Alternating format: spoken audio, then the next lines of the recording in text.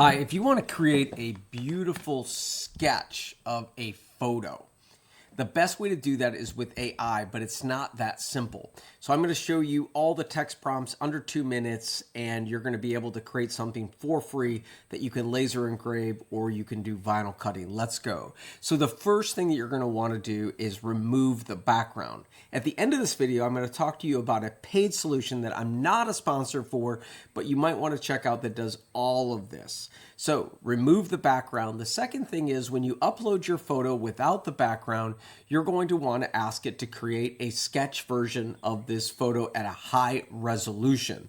The other thing that you need to understand, and I realize that I just mispronounced another, is GPT will need to know everything. So you're going to want to say, keep the face proportions the same, because at the beginning it made my wife's face way wider than mine, and she was upset for about 2 days. So make sure that you keep the face proportions, and then when you export it, you can get a beautiful clean sketch of your photo and take that into your graphic program and add a frame if you want and do all of your light burn settings for laser engraving, or you can just go ahead and print and frame it. In my case, you could do DyeSublimation. In my case, I do laser engraving, and I went ahead and set this up in light burn. Now, for the paid solution.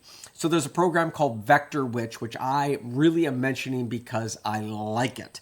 I really like all the different outcomes for the art, and I really like if you're a crafter, you can get so many things, whether or not you're laser engraving or you're doing vinyl cutting.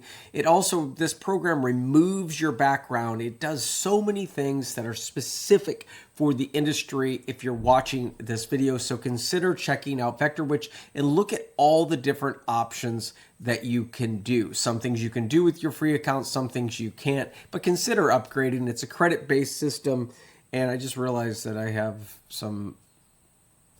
Okay, bye.